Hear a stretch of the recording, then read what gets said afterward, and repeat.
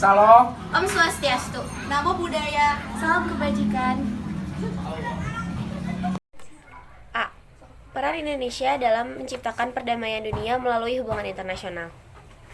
Yang pertama adalah makna hubungan internasional.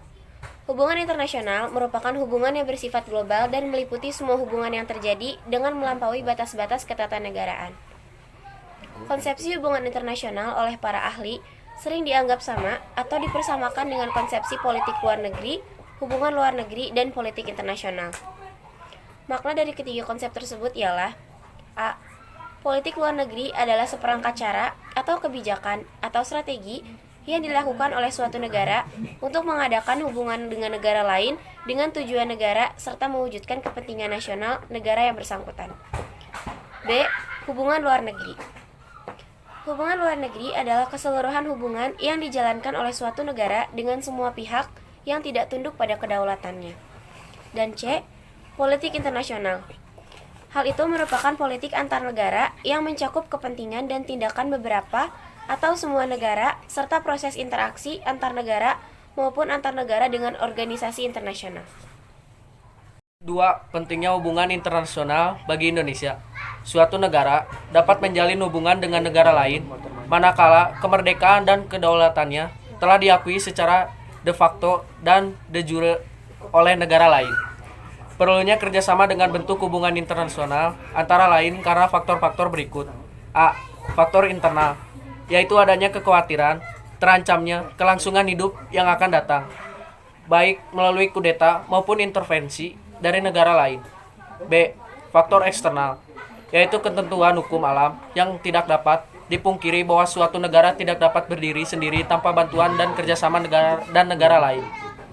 Ketergantungan tersebut terutama dalam upaya memecahkan masalah ekonomi, politik, hukum, sosial budaya, pertahanan, dan keamanan. Bangsa Indonesia dalam membina hubungan dengan negara lain menerapkan prinsip politik luar negeri yang bebas aktif dan diabadikan bagi kepentingan nasional, terutama kepentingan pembangunan di segala bidang, serta ikut melaksanakan ketertiban dunia yang berdasarkan kemerdekaan, perdamaian abadi, dan keadilan sosial.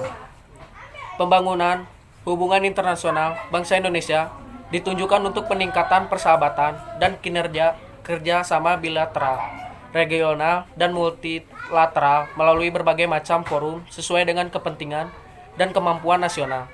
Selain itu, bagi bangsa Indonesia, hubungan internasional diarahkan untuk hal-hal berikut. A. Mempertahankan kemerdekaan bangsa dan menjaga keselamatan negara. B. Pembentukan suatu negara Republik Indonesia yang berbentuk negara kesatuan dan negara kebangsaan yang demokratis. C. Meningkatkan persaudaraan segala bangsa sebagai pelaksanaan cita-cita yang tersimpul di dalam Pancasila, dasar dan filsafat negara kita. D. Pembentukan suatu masyarakat yang adil dan makmur serta material ataupun spiritual dalam wadah negara kesatuan Republik Indonesia. 3. Politik luar negeri Indonesia dalam menjalin hubungan internasional. Setiap negara mempunyai kebijakan politiknya masing-masing. Kebijakan politik masing-masing negara dalam pergaulan internasional dinamakan politik luar negeri. Pemerintah Indonesia pada waktu itu berpendapat bahwa pendirian yang harus diambil tidak menjadikan negara kita terjebak dalam kepentingan dua blok. Negara kita harus menjadi subjek yang berhak menentukan sikap sendiri dan memperjuangkan tujuan sendiri, yaitu merdeka seutuhnya tanpa ada rongrongan dari negara lain. Dalam kesempatannya, Dr. Andes Muhammad Hatta menyampaikan pidatonya dengan judul yang sangat menarik, yaitu Mendayung Antara Dua Karang. Pidato tersebut dirumuskan sebagai prinsip bebas aktif yang kemudian menjadi corak politik luar negeri Indonesia sampai hari ini. Bentuk kerjasama yang dikembangkan bangsa Indonesia, yang pertama adalah Indonesia menjadi anggota Perserikatan Bangsa-Bangsa atau PBB. B. Memprakarsai penyelenggaraan Konferensi Asia Afrika atau KAA.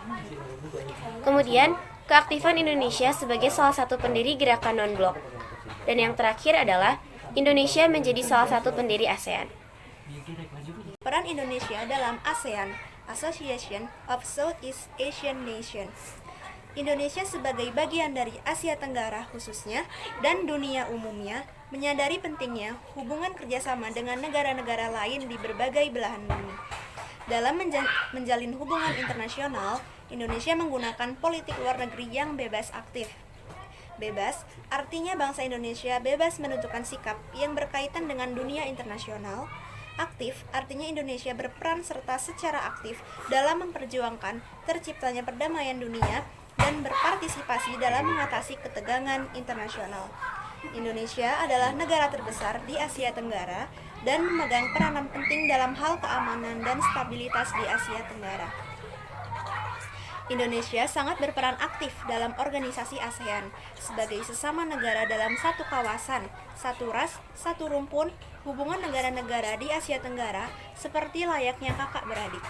Menyadari akan hal itu, Indonesia menjadi salah satu negara pemrakarsa berdirinya ASEAN. Indonesia sering menjadi tuan rumah dalam acara-acara penting ASEAN, diantaranya adalah sebagai berikut. Yang pertama, KTT ASEAN pertama.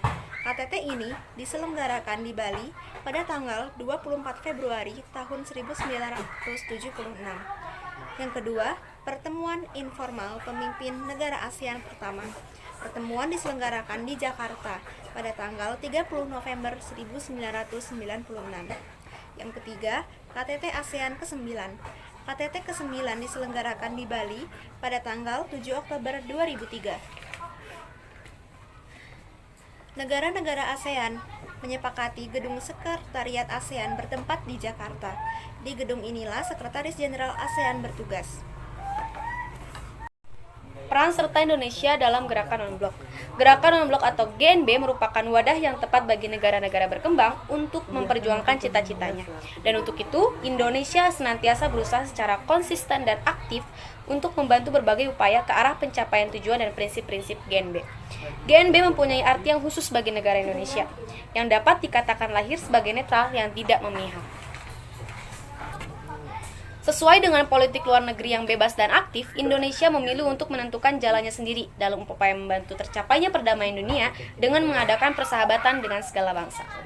Sekian dari kelompok kami, mohon maaf bila ada kesalahan. Wassalamualaikum warahmatullahi wabarakatuh. Kami dari kelompok 2